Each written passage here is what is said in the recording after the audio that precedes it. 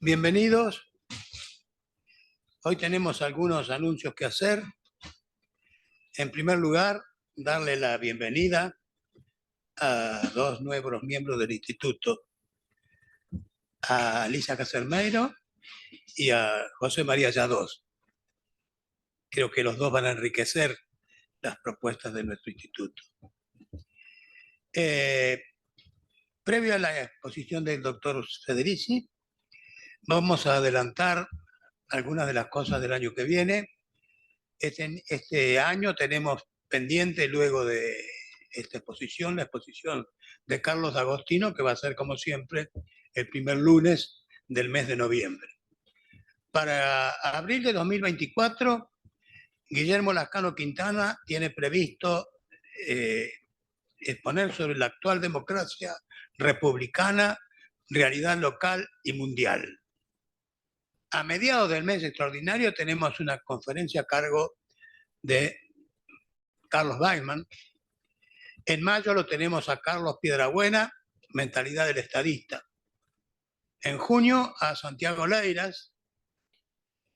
En julio Antonio Martino va a hablar sobre emociones en la toma de decisiones, la democracia emotiva. En agosto Horacio Sánchez de Lorio va a hablar sobre Delfina Bunge. En septiembre Patricio de Giorgis, elecciones al Parlamento Europeo. En octubre Raúl Arlotti. En noviembre Luis Castillo, populismo petrolero.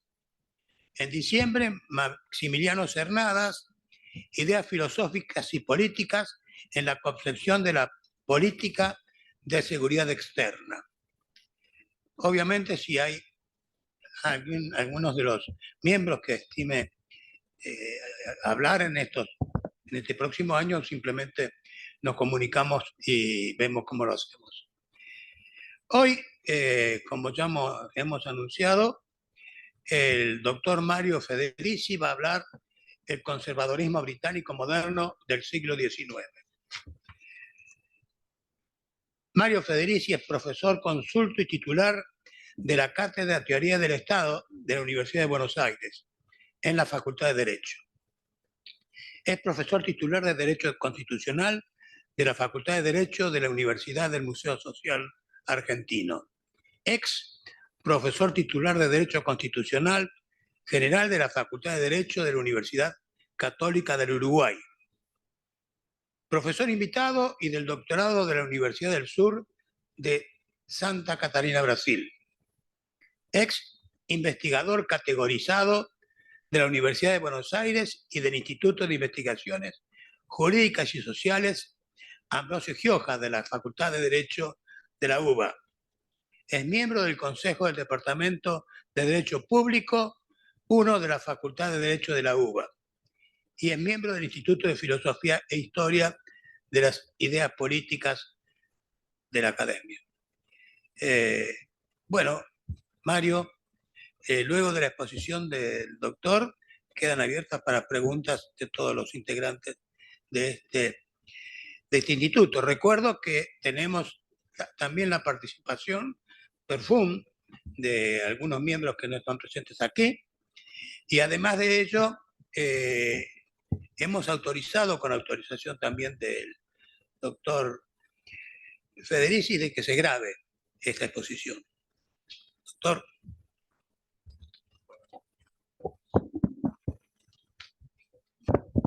Bueno, buenas tardes a todos.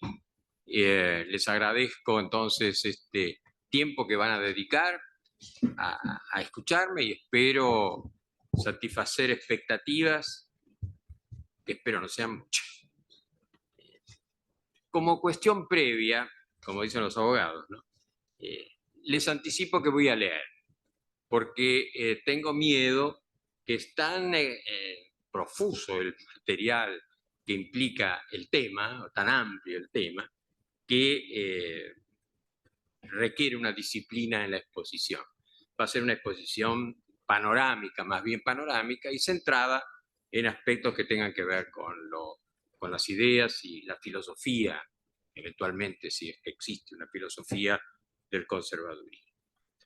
Como cuestión previa, les decía, es la de mencionar que hoy es un feriado bancario, ¿verdad? Pero además de ser un feriado bancario, es un periodo particular que estamos transitando los argentinos con estas cuestiones electorales, que los argentinos mismos hemos decidido situarnos en una situación así, ante una perspectiva, yo diría, más metafísica que política o electoral, ¿no? Desde esa, parafraseando a Nietzsche, diría que estamos frente a alternativas que están más allá del bien y del mal, en ese aspecto. De ahí que vamos al estar más allá del bien y del mal, estamos en un ámbito de amoralidad. Y en consecuencia, el ejercicio de la libertad se encuentra herido, ¿no? Porque no se entiende la libertad si no es en el marco de las convicciones, ¿verdad? Del ejercicio de las convicciones. Entonces, dicho esto, en este marco un poco borrascoso, entonces, yo no dejé de preguntarme si esta era la oportunidad más precisa para hablar de un tema teórico, abstracto, como es el conservadurismo, particularmente el conservadurismo del siglo XIX, en donde sufre transformaciones, entre comillas, de sufrir. En todo caso, espero que las expectativas no sean excesivas o demasiado exigentes. Sepa que comprenderé perfectamente, por otro lado, que si al final de esta exposición el sentimiento que resta es el de haber realizado un sacrificio, se los agradezco ya anticipadamente. Bueno. Y esta mención última no es tanto una excusa, sino que ya me estoy metiendo en el tema, porque es bien sabido que, por otro lado, es un principio básico del conservadurismo, la creencia en la insuficiencia de la razón y también de la voluntad de cualquier persona que pretenda demasiado. ¿Cuál es el alcance de lo que lo que les estoy proponiendo? Bueno, en esta disertación desde ya no podemos hacer un desarrollo, como les decía, detallado, completo sobre la filosofía y los principios del conservadurismo. Por una parte, porque sería presuntuoso hacerlo en 25 o 50 minutos, ¿verdad? Pero también por la dificultad que presenta el mismo tema, sobre el cual son numerosos los autores prominentes, por otro lado, pertenecientes a la corriente conservadora, que sostienen que el conservadurismo no tiene una ideología, no tiene una filosofía, en todo caso, y ni es mucho menos una ideología, ¿no? Ni tampoco, en consecuencia, una teoría política, sino algunos hablan de apenas una actitud o una disposición o una forma de comportarse y asumir la realidad. Mientras que por otro lado también hay quienes piensan que las variantes del conservadurismo son tantas que es difícil encontrar una unidad conceptual, una unidad teórica que las reúna y las comprenda todas ellas. Por tal motivo, entonces me pareció que lo más conveniente era proponerles un plan de abordaje más bien panorámico, destacando en una primera parte, bueno, algunas de las características, ideas o principios distintivos del conservadurismo inglés del siglo XIX. Luego, en una segunda parte, inmediatamente, había pensado de referir cuál era el contexto histórico, pero tengo miedo que me lleve mucho tiempo esto, haré más bien una síntesis, ir a un poco el pensamiento de Burke, que es indefectible o inevitable, tocando el tema del conservadurismo, no obviar a Burke. Finalmente, si nos queda tiempo, tengo algunos elementos como para hablar más bien de la política del conservadurismo, brevemente, sintéticamente, en el siglo XIX, en la segunda parte del siglo XIX, donde hay personajes significativos, prominentes, israelí entre ellos, que van a darle un enfoque y un sacudón a un conservadurismo que parecía que estaba destinado a desaparecer. Bien, para preparar esta exposición utilicé básicamente la obra de David Williams, Modern Conservatives, y de Ted Honderich, Conservatives, y el trabajo colectivo coordinado por Alain Morvan, Histoire des idées dans les îles britanniques. También, obviamente, consulté algunos Touchard en cuanto a la historia de las ideas políticas y un montón de papeles, apuntes y fotocopias de mi época de estudiante de doctorado en Francia.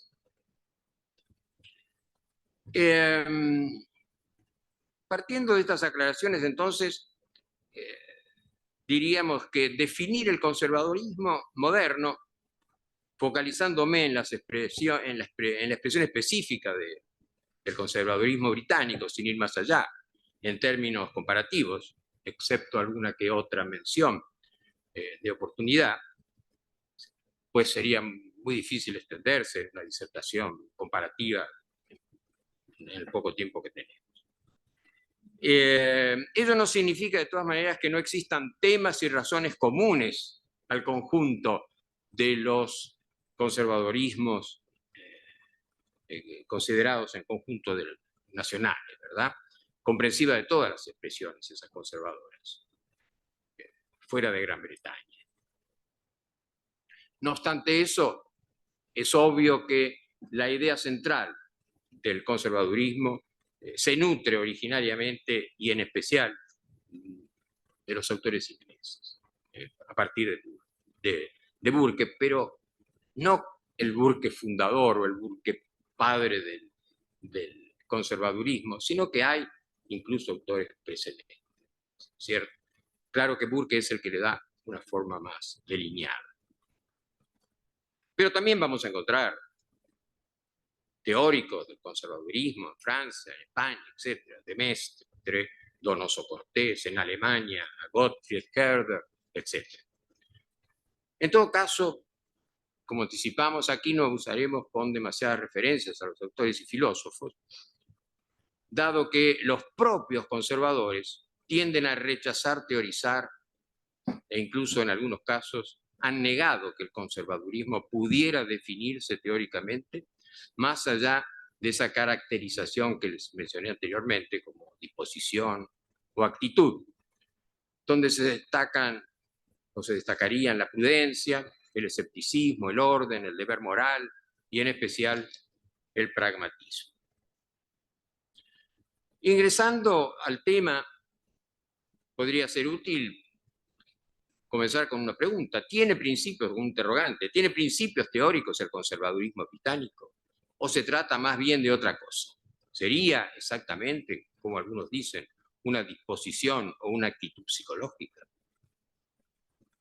Si hacemos una referencia a los enunciados del pensamiento político y económico del conservadurismo británico del siglo XIX, en general encontramos enunciados de principios generales considerados fundamentales. En primer lugar, la preservación de las instituciones tradicionales, la monarquía, la Iglesia de Inglaterra, que se consideraban fundamentales para el mantenimiento del orden social y político del país. Por otro lado, desde la perspectiva económica, los conservadores del siglo XIX se identifican con la defensa de la propiedad privada y la libre empresa, además de la importancia atribuida al deber moral como regulador de la libertad y la responsabilidad individual. Por otra parte, en la mirada del pensamiento conservador también podrá encontrarse una concepción antropológica no igualitaria de la naturaleza humana, que parte de una convicción en la que prevalece el carácter egoísta del ser humano. Esta creencia es congruente con la idea de la necesidad que las funciones políticas del gobierno deben estar en manos de los más calificados y que ello obedece a la existencia de una jerarquía natural, que se entiende como una jerarquía natural, a los cuales todos deben subordinarse Y de esta premisa se desprende la idea de autoridad que está vigente y que predomina en todo el siglo XIX. Era entendida como propia de una clase social, obviamente la aristocracia, que la ejerce, entonces, autoridad que la ejerce por naturaleza. Tales premisas no son presentadas como elementos de una definición formal del conservadurismo, sino más bien como la constatación de una realidad cultural prevalente y admitida en la sociedad hasta fines del siglo XIX y principios del siglo XX. Recordémonos que en cierta medida también nosotros en nuestro país, simultáneamente en esa época, tenemos esta filosofía, la tenemos presente, especialmente en los sectores dirigentes de la política nacional. Y Botana lo registra perfectamente en su clásica obra, El orden conservador. En cierta forma, esta perspectiva plantea dificultades a la hora de intentar una definición omnicomprensiva que permita determinar la unidad teórica del pensamiento conservador, al mismo tiempo que no puede desconocerse su importancia en la historia británica. En consecuencia, desde lo teórico, cualquier intento de definir se topa básicamente con la restricción que se autoimponen los conservadores en cuanto a identificar su pensamiento a partir de una racionalización ideológica. De hecho, sus figuras más destacadas han preferido siempre identificarse como pragmáticos, tanto en su tradición como en su acción política.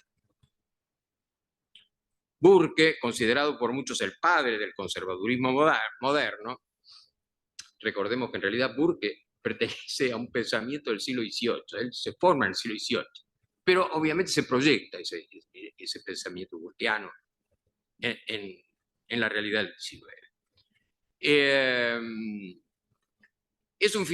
Sostenía con énfasis la idea que la razón y la teoría no eran referencias válidas para la vida de una sociedad.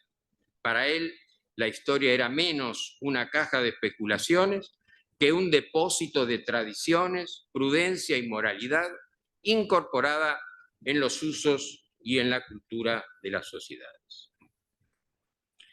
En este sentido, para el conservadurismo moderno, todo lo que trascienda los fenómenos de la realidad concreta tiende a ser desestimado y descalificado. ¿Descalificado cómo? Descalificado como ideología. Es interesante ver cómo los conservadores del siglo XIX se burlan de los ideólogos, especialmente porque dicen, esto es materia de los socialistas, de los utopistas, de los radicals.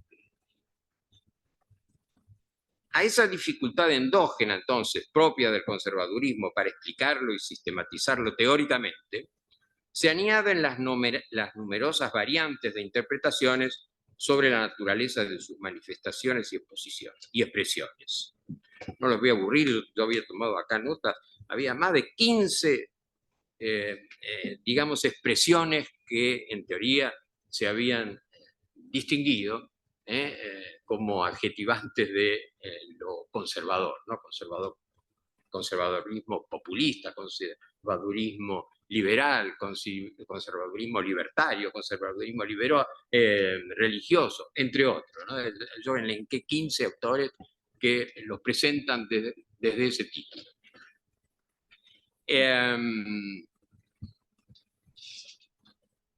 En general es difícil encontrar argumentos entonces que abonen sobre la unidad de una tradición filosófica conservadora. Precisamente son frecuentes las afirmaciones sobre la existencia de una tradición filosófica variada. Es lo que nos dice Willens, ¿no? Existe, sí, pero existe una tradición variada,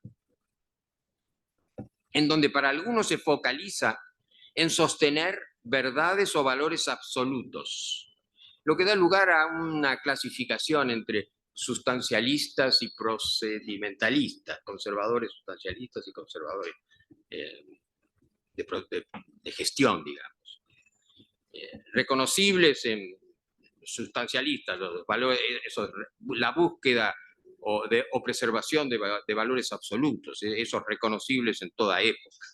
Mientras que otros con menos compromiso teórico prefieren referirse al conservadurismo más bien como un estilo de vida o a lo sumo una actitud, aunque son siempre reticentes a precisar sus contenidos y finalidad. Si bien se admite que correspondería con lo que está establecido, con lo que es, en fin, con aquello que se confunde con el statu quo. De esa forma, el conservadurismo se comprendería más bien como una actitud formal, sin elementos sustanciales, tendencialmente inclinado por la preservación de lo existente, sea cual fuera, en la medida que no perturbe el orden social y la libertad. Algunos conservadores modernos se reconocen a sí mismos en la tradición del empirismo, y acá viene ese conservadurismo en donde el conservadurismo de la cultura de la prueba y el error, ¿no? Y que a través de ese sistema se logra acercarse o conocer la verdad.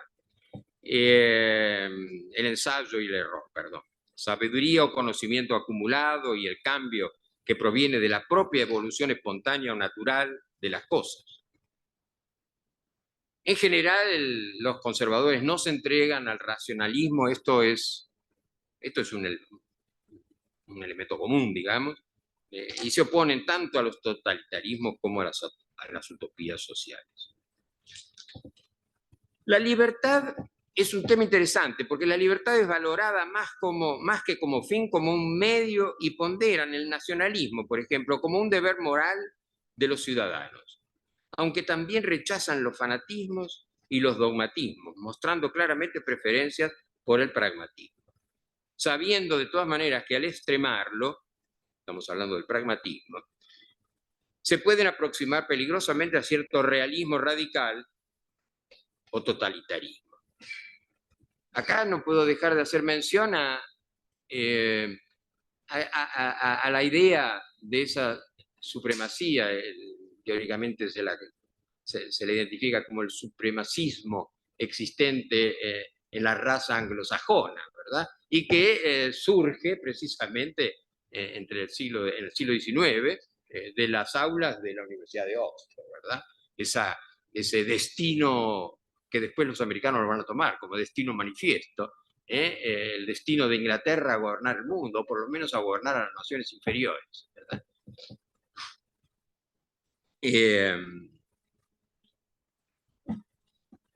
Una teoría clasista que está conectada con esa teoría clasista de la jerarquía natural de la aristocracia.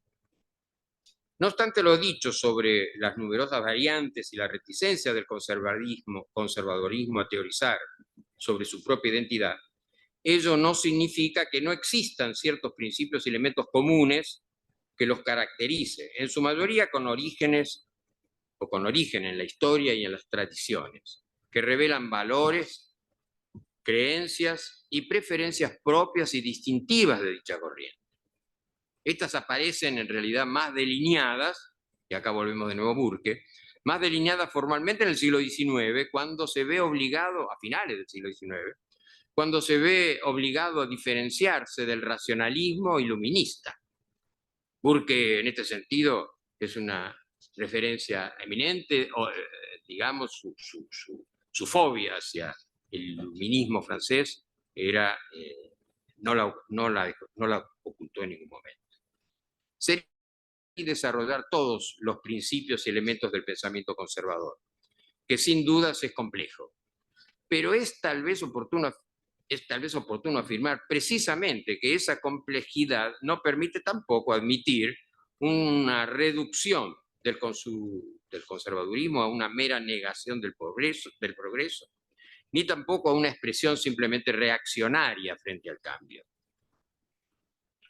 Es verdad que tradicionalmente el conservadurismo se manifestó contrario a los cambios propuestos por las políticas, especialmente de los radicales, los liberales y los socialistas. Pero fue siempre cuando entendía que comprometían el orden y estabilidad del sistema, la libertad, la moralidad y la cohesión social, que son 4 núcleos permanentes de la mentalidad conservadora. En esta obra, David Willets desarrolla en todo un capítulo este tema de la mentalidad conservadora, en donde encontramos estas referencias. Por otro lado, respecto del cambio, un simple repaso de la historia política británica permite constatar que el conservadurismo propició cambios cuando surgían de la certeza sobre la necesidad de mejorar el statu quo. Ahí aparece ese condicionamiento. Ok, sí, cuando lo presente es menos cierto que lo propuesto, ahí se justifica el cambio, ¿no? O sea, que es esencialmente una actitud conservadora, ¿no? Y que en realidad tiende a decir, no me vengan con el cambio, ¿no? Que sea mejor que lo que tengo. Y ahí viene también un dicho, si no me equivoco, es Scruton, ¿no? Que nunca lo nuevo va a ser, nunca lo nuevo va a poder reemplazar a lo viejo querido o a lo viejo que me satisfacía. En todo caso, lo que no puede obviarse es la existencia de un cierto número, de todas maneras, de principios distintivos que encuentran sus raíces en la historia y en las instituciones tradicionales, obviamente la monarquía y la Iglesia de Inglaterra, que son consideradas como las 2 bases fundamentales del sistema y el orden social y político de Inglaterra en el siglo XIX. A partir de este reconocimiento, que sin dudas en sí mismo es un principio general básico, se derivan otros que tienen un papel determinante en la configuración de su carácter y actitudes, y que intentaré sintetizar aquí. Me refiero a estos principios adicionales. En primer lugar, hay que destacar el fuerte apego a la libertad individual, que se expresa en el rechazo del avance de los controles y restricciones personales. Esto está actualmente en disminución, ¿no es cierto? Es decir, el inglés fue siempre muy reacio a que venga la policía y te pare y te pida documentación. Y otros tipos así que hacen de controles a la vida común, que sea en Estados Unidos o en otros países es común. En Inglaterra eso no fue común. Hoy por hoy las cosas están cambiando. Los conservadores se muestran fuertemente contrarios a las interferencias públicas en el ámbito de la privacidad y las libertades personales, incluso sobre las rutinas y las cuestiones menores de la vida diaria, como los controles en la vía pública, que les decía, que exigir identidad, prohibiciones diversas como trasladarse o transitar por determinados lugares públicos, etc. En segundo lugar, se destaca lo que algunos llaman la imperturbable tendencia al pragmatismo, ya mencionado precedentemente. Por ejemplo, en la organización institucional del Estado, los británicos, sabemos, no tienen una constitución jurídica formal, escrita. Al mismo tiempo hay que subrayar que tampoco los conservadores siempre mostraron mucho entusiasmo en querer tenerla, esa constitución escrita. Me recuerdo con emoción papá, que le encantaban estas cosas que hacen a la historia del constitucionalismo, y tuve la suerte de estar con él en su cátedra y aprender que lo jurídico a veces está más allá de las formas que... No obstante que era un positivista. En la organización institucional de Estados, los británicos entonces les decía, no tienen una constitución jurídica formal y escrita. Al mismo tiempo, hay que subrayar que nunca manifestaron entusiasmo en tenerla. Al contrario, Burke sostenía con ironía que las constituciones escritas eran una ilusión francesa. Sin embargo, aunque no tienen una teoría formal y sistematizada del Estado, en cambio poseen un set de prácticas institucionales, las llamadas Convention of Constitutions, que emplean de preferencia, adaptándolas en los hechos a la realidad tal cual como se les viene presentando, más bien que formulando disposiciones estatutarias nuevas. Y obviamente rechazando de plano instintivamente cualquier propuesta de cambio que venga con un formato revolucionario, convencidos que estos afectan a las instituciones y la paz social. Este marco general, en principio de rechazo al cambio, podría entenderse como funcional a los sectores beneficiados con el statu quo. Pero también es indudable que es congruente con ese pesimismo antropológico del conservadurismo en cuanto a su convicción de la imperfección del ser humano y por ende de sus propósitos y su obra, que es también un principio básico, consentido del conservadurismo. Ese pesimismo se asienta en la convicción sobre el predominio del egoísmo y la irracionalidad como actitudes primarias del ser humano y frente a las propuestas de cambios radicales, la necesidad de bloquearlos inmediatamente o desviarlos, de preferencia hacia la formulación de compromisos y, en su caso, hacia ajustes graduales sucesivos, reforzando asimismo la jerarquía de la autoridad a fin de subordinar con firmeza aquellas actitudes que impiden a los individuos autogobernarse sin caer en la anarquía o en las dictaduras.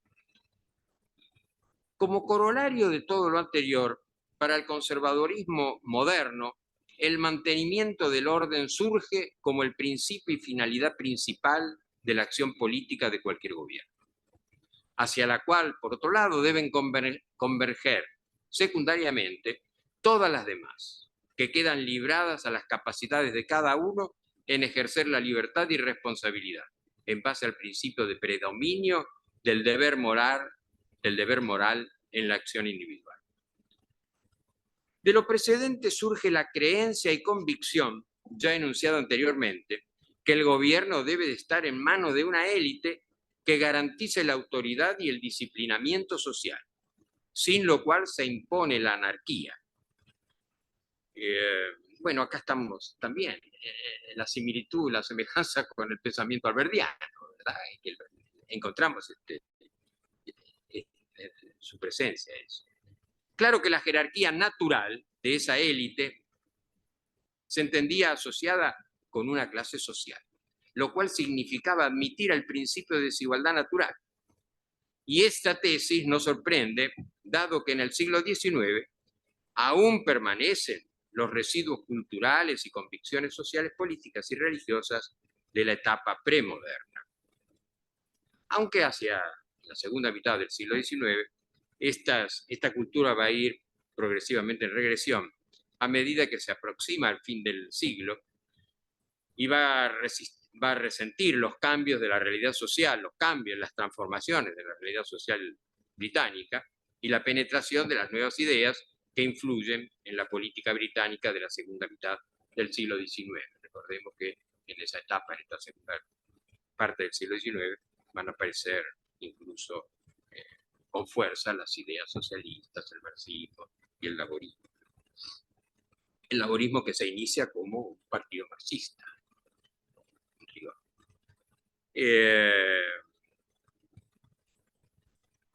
Esta cultura de las desigualdades naturales, sostenida por los conservadores, permanece hasta fin del siglo XIX e inicios del siglo XX y será fulminada por las consecuencias de la Primera Guerra Mundial, que ponen en evidencia en Inglaterra el fuerte impacto social que produjo la Primera Guerra Mundial sobre los principios reguladores de las relaciones de clase, que por otra parte ya venían siendo insinuados en los discursos y programas del Partido Conservador, expandiendo el alcance el alcance del sentido, el alcance de sus programas en cuanto a el principio del deber moral y la atención a las cuestiones sociales. Para finalizar entonces con este breve enunciado panorámico de los principios generales del conservadurismo, es oportuno mencionar el nacionalismo. ¿Cómo lo entendían o cómo lo entienden aún hoy en ciertos sectores del conservadurismo británico, pero particularmente a partir de estas ideas del siglo XIX, al nacionalismo. Lo entienden en el sentido de deber patriótico, en cierta forma semejante al profesado en la antigüedad respecto a esa sacralidad de la pólisis como deber del ciudadano. El nacionalismo en la mentalidad conservadora está basado en la analogía orgánica que entiende la nación como unidad emergente de la tradición y evolución natural.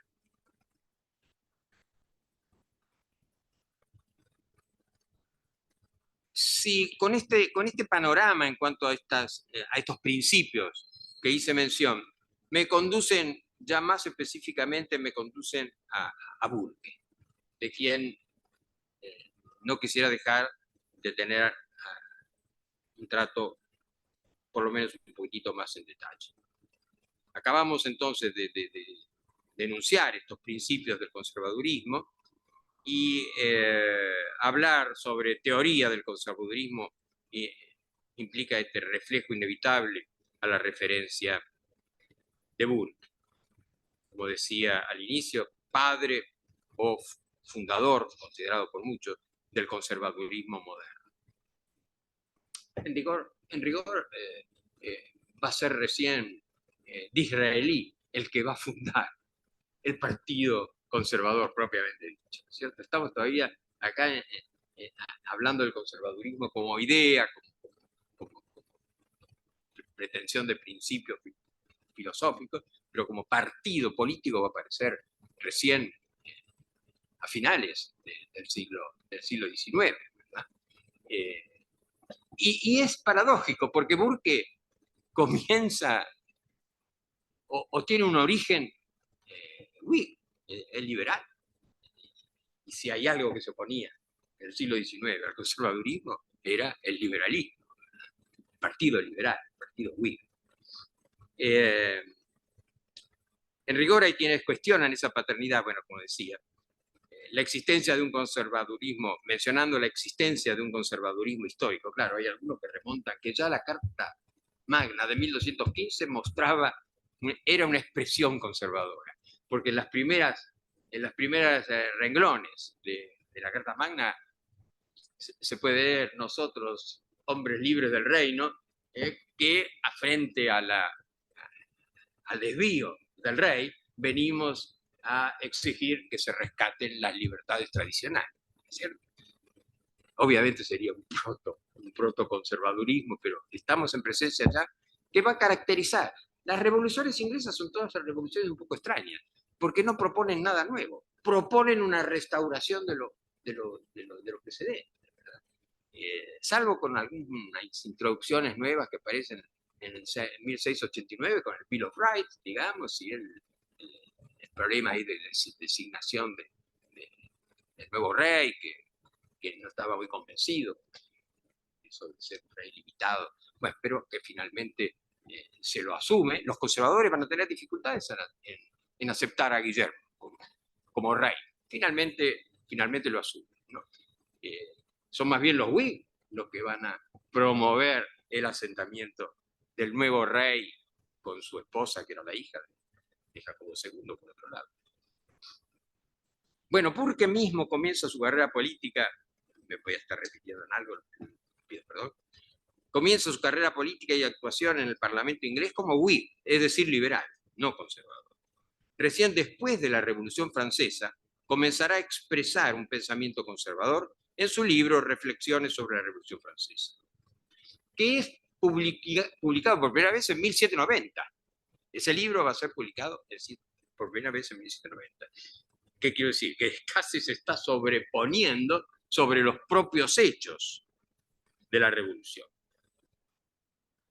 Más allá de la discusión sobre la paternidad del conservadurismo, no cabe duda que si aceptamos a la Revolución Francesa, que la Revolución Francesa constituye un mojón que afirma el pensamiento liberal, producto del iluminismo francés, que Burke aborrecía, no es errado reconocer que ahí comenzó a pivotear su pensamiento conservador.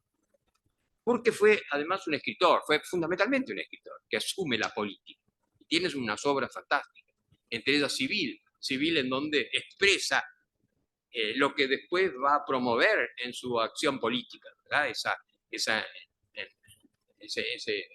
Digamos, esas divisiones que existen en la sociedad inglesa, y que él habla del conservadurismo de una nación, one nation, one nation conservative, donde las diferencias sociales desaparecen. Más allá de, al finalizar sus estudios universitarios en la Universidad de Dublín, él es de origen inglés, se traslada casi inmediatamente a Inglaterra y se interesa por los asuntos públicos y el comercio en las colonias, asumiendo paradojalmente una clara actitud como reformista, que mantendrá prácticamente hasta que las repercusiones de la Revolución Francesa, en su percepción, le provocaron el temor a la ruptura del orden y la estabilidad de las instituciones británicas. Hay quienes dicen que, en realidad, Burke, más que un rechazo a la Revolución Francesa en sí mismo, se preocupa por las repercusiones de la Revolución en Inglaterra. Y en cierta medida, no sería inexacta esta apreciación, dado que Inglaterra tuvo, podríamos decir, la Revolución Francesa tuvo una repercusión casi inmediata en Inglaterra. Y cierto descontento hacia la monarquía existente en ciertos círculos políticos favoreció la creación de círculos de círculos políticos en donde se discutía la cuestión de revolucionaria. Esto entonces que preocupaba a Burke, que veía una inestabilidad en el seno mismo de la sociedad inglesa. Si damos un salto así en el tiempo, es recién en los hechos revolucionarios en Francia y la percepción de su impacto en la realidad política británica que lleva a Burke a publicar tempranamente el texto de las reflexiones, que se convertirá en la referencia canónica del catecismo del conservadurismo. Ese texto fue escrito en caliente, casi como un radical, más que un conservador, sobre los pasos iniciales del propio proceso revolucionario, menos interesado por los hechos que se producían en Francia que por sus repercusiones en Inglaterra. Se conoce muy bien que Burke estaba muy preocupado por las repercusiones pro-revolucionarias que venían teniendo las prédicas de un sacerdote de la Iglesia de Inglaterra, no me lo recuerdo ahora el nombre, y cuando estaba poniendo esto por escrito, ya tenía que venirme para acá y no tuve tiempo, pero este sacerdote de la Iglesia de Inglaterra, que era muy popular y que estaba teniendo mucho éxito sus sermones pro-revolucionarios. Así como la multiplicación de asociaciones que venían creándose por todo el país, manifestando adhesión y simpatía hacia los revolucionarios franceses. En ese contexto específico, entonces, centrado en el problema interno que provoca la revolución, más que en la revolución misma, es cuando aparece la vena del Burke conservador.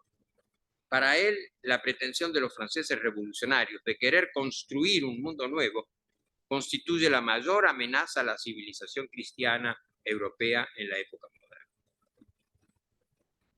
Frente al temor que le provoca que esa actitud revolucionaria se extienda por toda Inglaterra, como en los hechos estaba sucediendo, con la pretensión de construir una sociedad nueva, rompiendo las estructuras sociales tradicionales que proponían los franceses, Burke entonces escribe estas reflexiones sobre la revolución, que no constituye propiamente un tratado teórico sistemático de los principios conservadores o del conservadurismo, sino más bien una defensa de las instituciones británicas históricas y la necesidad y conveniencia de mantenerlas. En tal sentido, Burke se refiere a la monarquía, a la Iglesia anglicana, a la libertad individual, la propiedad privada y el sentido de la comunidad nacional como los pilares sobre los que se asienta el orden social británico.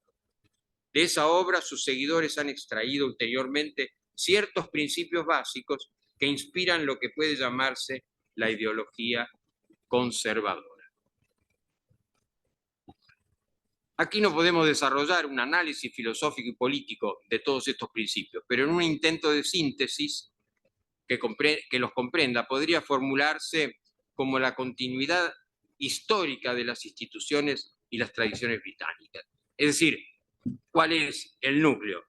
del pensamiento burkeano: la continuidad histórica de las instituciones y las tradiciones vitales. Sin duda esa es la idea central en la que se centra el conservadurismo en cuanto busca conservar un orden social existente y las instituciones dentro de ese orden, como legado de lo que los antepasados reconocieron como valiosos para preservarlos porque eran útiles para la sociedad y porque además de útiles eran buenos y también correctos. Esta defensa de lo existente, Burke propone justificarla en el marco de lo que entiende como una teoría del conocimiento que parte de una crítica al racionalismo y el utopismo radical. En este sentido, Burke sostenía con fuerte convicción que una sola generación no podía arrogarse el derecho ni la pretensión o capacidad de construir desde cero una sociedad nueva mejor que la recibida de los antepasados, que se fue transmitiendo y enriqueciendo mediante tradiciones que fueron capaces de establecer los equilibrios necesarios que requiere la vida en común y conformarse como comunidad en una continuidad histórica coincidente con la idea de nación. Esta idea de Burke es perfectamente coherente con la creencia de la imperfección o insuficiencia de la naturaleza humana. También podemos hacerla entrar perfectamente en el marco de una teoría del contrato social, que no es el contrato de Hobbes, ni el contrato de Locke, ni el contrato de Rousseau, para citar simplemente a esos autores próximos en su época. En efecto, el núcleo de la teoría, si la entendemos como teoría contractual, a la posición de Burke, que puede ser polémica o provocadora, la tesis, el núcleo podría entenderse como un contrato que vincula las generaciones pasadas con las presentes y las generaciones futuras, constituyendo un vínculo intergeneracional sobre el cual se sustenta la unidad nacional. Bueno, esa idea fundamental, y ya voy cerrando, esa idea fundamental del conservadurismo inglés, me refiero a la de continuidad histórica de sus instituciones y tradiciones, tendrá en lo sucesivo ramificaciones e interpretaciones variadas que permiten distinguir dos variantes principales. Una, la expresión de un conservadurismo al cual de cierta manera hicimos referencia, un conservadurismo sustancialista, que propone la preservación de instituciones tradicionales en cuanto a su evocación de valores absolutos e intemporales, cuya defensa es innegociable frente a cualquier síntoma de debilitamiento o tendencia a reemplazarlas. La monarquía, la iglesia anglicana, las libertades, entre otras. Ciertamente esta versión del conservadurismo, asociada a verdades absolutas con relaciones a cuestiones religiosas y de la providencia, llevadas a sus extremos, se transforma en una posición reaccionaria a cualquier tendencia o propuesta de cambio, sustitutivos de instituciones existentes por otras nuevas. Por otro lado, se distinguiría un conservadurismo procedimental, que también algunos autores lo llaman laico, en referencia a la importancia de la religión en los sustancialistas. Una disposición que sería, más bien, se focalizaría más bien como una disposición o actitud política respecto a cómo se debe gestionar el cambio cuando es inevitable, procurando evitar transformaciones radicales de tipo revolucionario. Desde esta perspectiva, el conservadurismo procedimental favorece el reformismo o gradualismo, con una actitud que predica la prudencia a la hora de abordar los problemas comunes propios de una comunidad. Se plantea la discusión sobre cuál sería la posición de Burke respecto de estas dos variantes del conservadurismo. Desde ya no hay una respuesta clara a esta cuestión, porque como es de prever hay tantos números de autores o de evocaciones que lo ubican en un lado o en el otro, como sustancialista o como procedimental. Lo común entre ambas variantes sería la preferencia por la preservación del conocimiento, producto del valor agregado que proviene del proceso de acumulación y reproducción histórica mediante la fuerza de las tradiciones. Bien, paralelamente a estas dos versiones que venimos de describir, aparece la idea del conservadurismo como actitud expuesta por Oxford, que es un autor del siglo XX y que tiende a elevar la dimensión filosófica en la conceptualización del conservadurismo, estudiando el tema de la razón y la política en su libro On Being Conservative, donde se refiere a la disposición o actitud que implica el conservadurismo, cuya idea central la resume en la siguiente frase y con la cual voy a cerrar mi exposición. Y cito: ser conservador significa asumir una disposición apropiada para quienes son conscientes que pueden perder algo que valoran mucho. Es esa actitud que consiste en preferir lo conocido a lo desconocido, lo probado a lo incierto, el hecho concreto al misterio, lo real y actual a lo posible, lo limitado a lo ilimitado, lo cercano a lo distante, etcétera, etcétera. Bueno, muchas gracias. Quedó bien.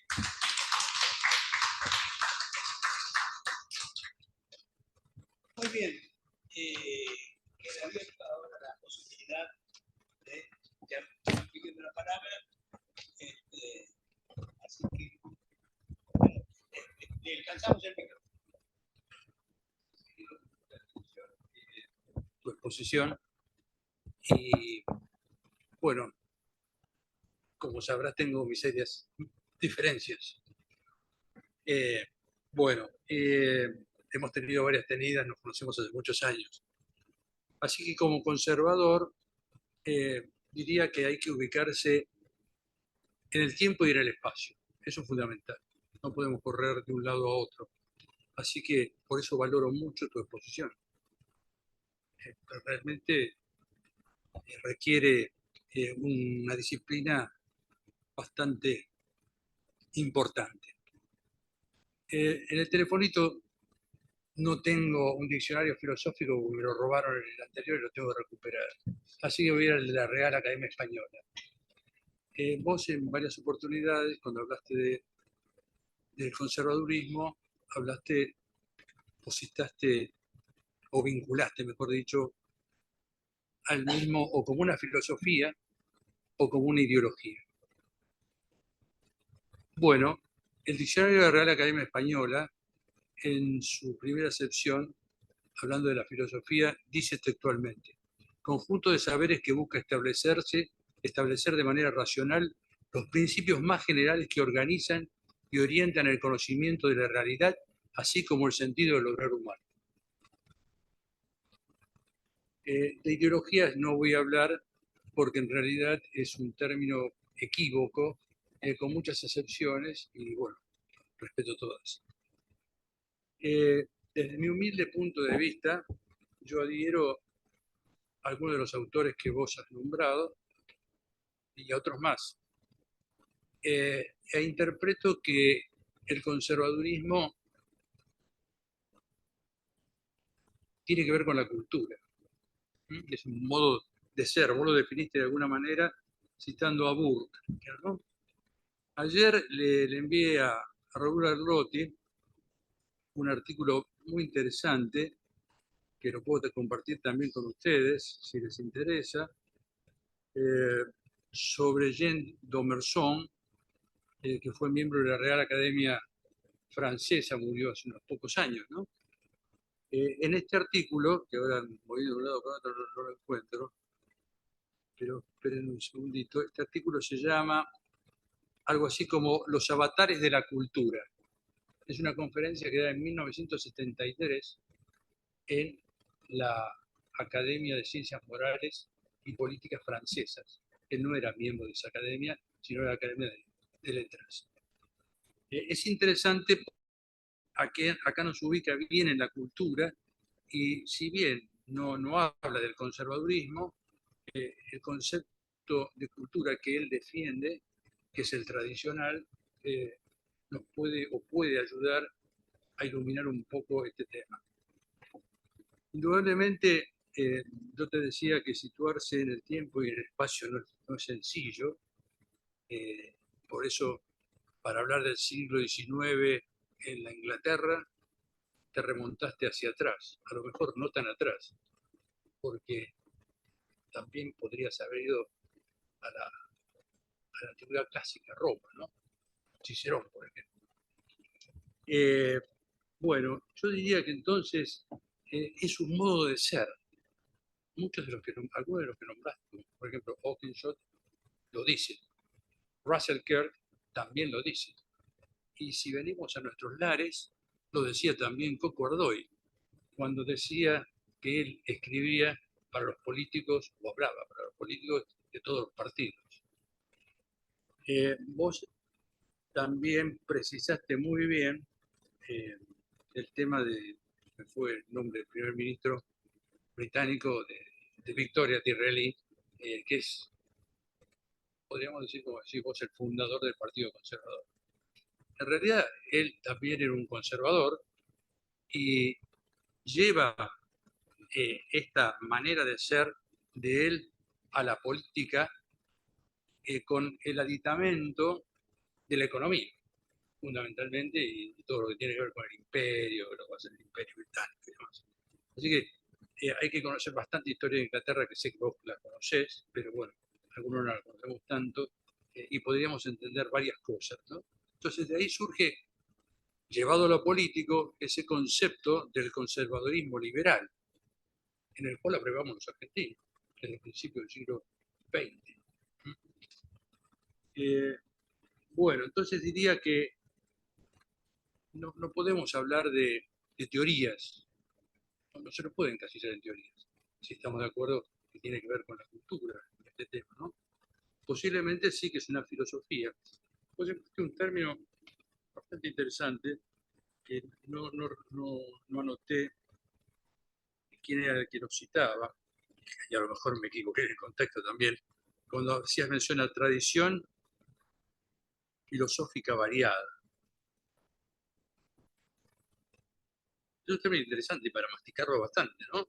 Esa tradición filosófica variada indica que hay una tradición, que hay un núcleo fundante. ¿Mm? Bueno, qué sé yo noté tantas cosas, pero me siento tentado a escribirle a Laura diciendo que quizás cambie mi posición para el año que viene o agregue un artículo más sobre qué es el conservadurismo. Voy a tratar de ubicarlo dentro de la tradición, el trabajo mío pero la tradición, la mentalidad del estadista, la mentalidad del estadista. O a lo mejor voy a incorporar algo ahí, porque otra cosa que también es opinable para algunos, para otros palas, es que, disculpen la expresión, sobre todo las señoras, ¿no? Que el conservadurismo se da de patadas con varias cosas, entre ellas con los cambios. Y en realidad no es así. Lo explican varios. Roger Scruton lo explica muy, pero muy bien, y Russell Kirk también, en forma directa, otros de manera indirecta. El conservador cree en los cambios graduales, por eso digo la importancia de educarse en el tiempo y en el espacio. No cree en los cambios radicales. Burke no era del siglo XIX, era del siglo XVIII. Y en realidad, se me está yendo lo que quería decir de Burke.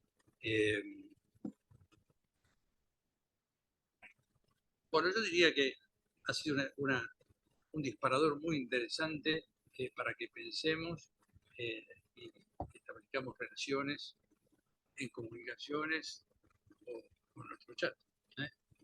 No quisiera alargar más esto, pero hay otras lecturas.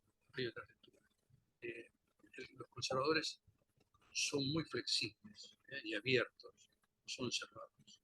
Lo que ocurre es que una nota característica de los conservadores tiene que ver con la virtud, si llegamos a la política, con la virtud por excelencia del estadista, más que del político, que es la prudencia, la virtud de la prudencia.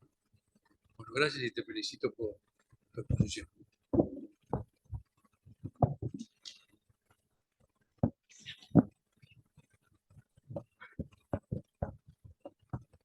Bueno, Carlos, gracias. Si nos conocemos hace muchos años, yo sabía que algo ibas a decir. digamos que más o menos tomaste nota de eso. Pero tengo una anécdota muy simpática, que no sé de qué libro lo tomé, pero cuenta el autor del libro este, que no me acuerdo su autor, el nombre del autor, cuenta en una novela que está situada al sur de Hampshire, al sur de Inglaterra, ¿no?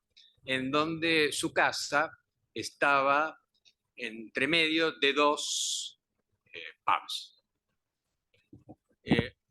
Uno, vieron que en Inglaterra los pubs tienen, por lo menos en el pasado, no sé ahora, pero tenían nombres que evocaban, ya sean cuestiones culturales o también políticas. En el siglo XIX era muy común que los pubs evocaran a cuestiones políticas. Uno de ellos se llamaba One Nation y el otro se llamaba Glastonbury. Glastonbury. No sé, qué sé yo, he leído tanto, ¿viste? Pero lo encontré en unas cosas a mano mía que yo de cuando estaba en Francia. Mira, cuando vivía en Francia tomé, así que habrá sido alguna clase y no encontré la referencia. Pero bueno, entonces decía que, refiriéndose al conservador, que un conservador, claro, One Nation hacía referencia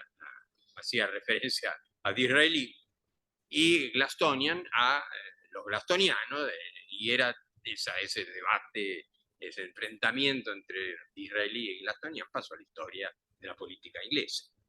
Entonces, ahí la nota que tenía dice que ningún conservador se haría un problema para ir a tomar una copa en el pub de los Glastonbury, si era por disfrutar de una bebida, de disfrutar de un trago, algo así, ¿cierto? Es decir, coincide con lo que vos estás diciendo de esa flexibilidad, siempre y cuando no los ubiques en esas verdades absolutas, ese sustancialismo que Willett acá distingue, esa rama del conservadurismo centrado en esas verdades absolutas, esas intemporales, etcétera, que esto no me lo toquen, todo lo demás estoy de acuerdo, pero no me lo toquen porque no vamos a estar de acuerdo. Así que, bueno, desde ya les digo que acá tenía 2 o 3 capítulos más para incluir, pero estaba mirando el reloj y no me daba para empezar ninguno porque lo iba a interrumpir.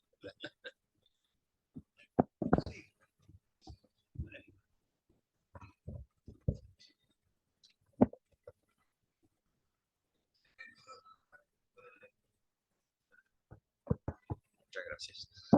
Bueno, esto ha sido una excelente exposición porque yo creo que tenemos que volver a un concepto que creo que mencionaste, que es el de mentalidad. O sea, el conservadurismo no es una ideología, es una mentalidad, algo mucho más difuso. Una ideología es en última instancia una doctrina. Y uno podría resumir una doctrina cualquiera, digamos el marxismo, en sus proposiciones más elementales, digamos, muchísimo más fácil que delinear algo tan difuso, tan difícil de decir realmente como una mentalidad. Y creo que ha sido una presentación muy exitosa de esa mentalidad. Pero yo soy sociólogo y lo que me impresiona cuando miro el Partido Conservador Británico es que es una máquina de poder, pero muy efectiva. Si recuerdo bien, y pienso que no estoy equivocado con esto, fue el partido que durante el siglo XIX, perdón, durante el siglo XX estuvo más tiempo en el poder. Y en lo que va al siglo XXI también lo ha sido, ¿cierto? Ahora, pero el rasgo que más me interesa a mí de esa maquinaria efectiva del poder es algo que mencionaron ustedes dos, que es su actitud hacia el cambio.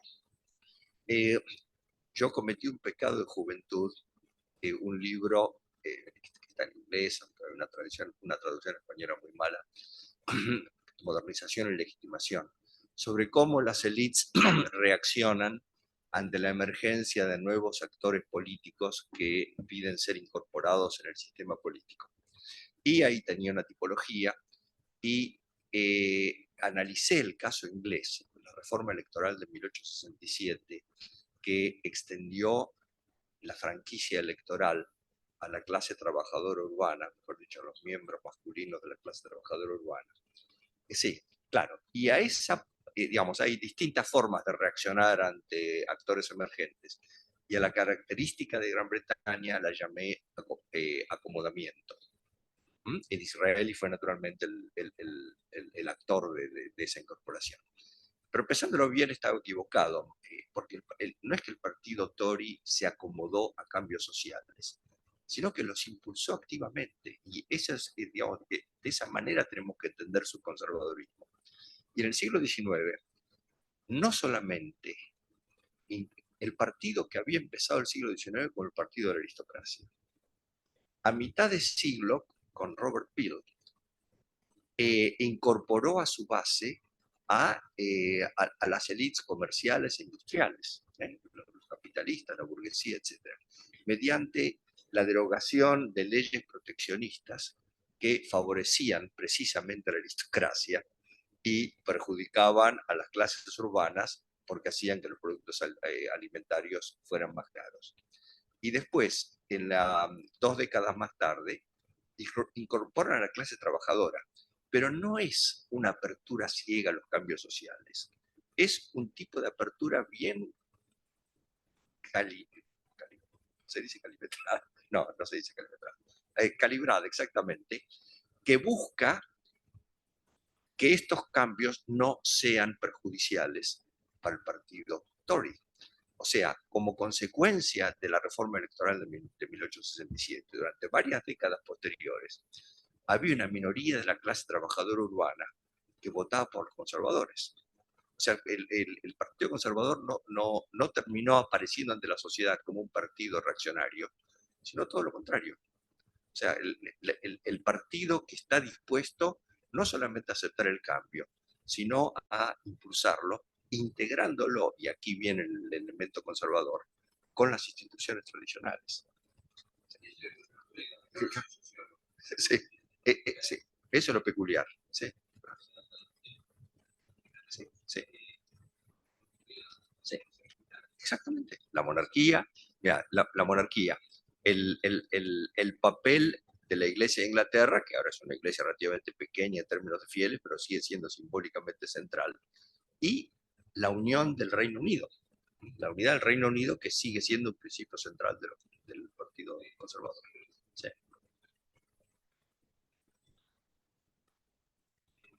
¿Israelí? Claro, lógico, seguro. Sí, absolutamente. Seguramente. Bueno, Rushi se convirtió formalmente, pero o sea, pero que llame Rishi Sunak, el primer indio primer ministro, Margaret Thatcher, la primera mujer primer ministro, son todos Tories. Sí. Exacto. Sí. Eso es lo que los caracteriza. Sí. Sí. Sí. Tanto el material en el caso de Israel, hay algo o mucho de oportunismo también. Él tuvo esa capacidad para captar hacia dónde venía el cambio y lo anticipó. Y tuvo problemas para convencer a su propia gente. Lo que pasa es que logra promover. Y de ahí que se convierte el Partido Conservador en el partido de los trabajadores, en cierta forma. Pero él se había dado cuenta ya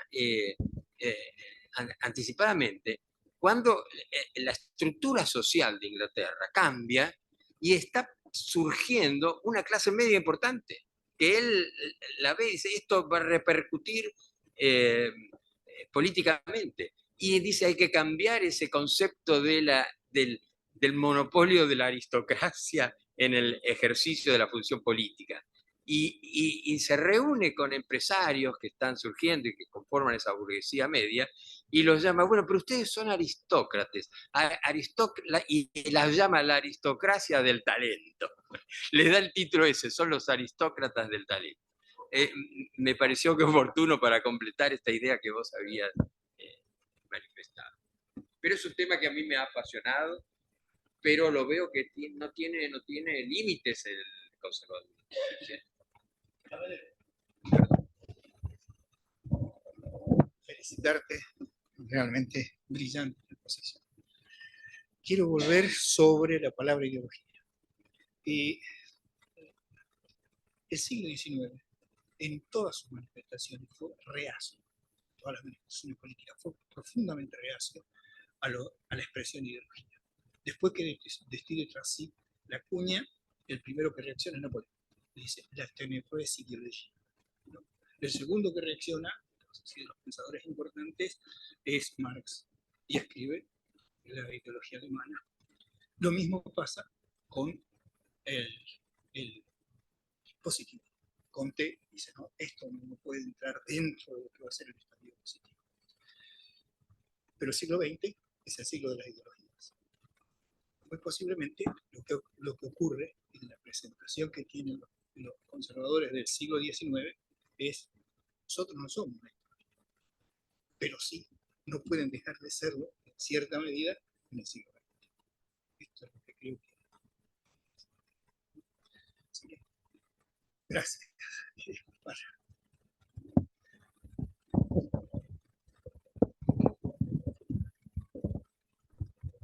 ¿Alguien más?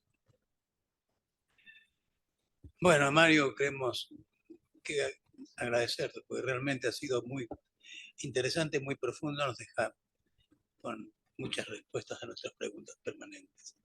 Muchas gracias y los esperamos a todos el próximo primer lunes de noviembre para escuchar a Carlos D'Agostino.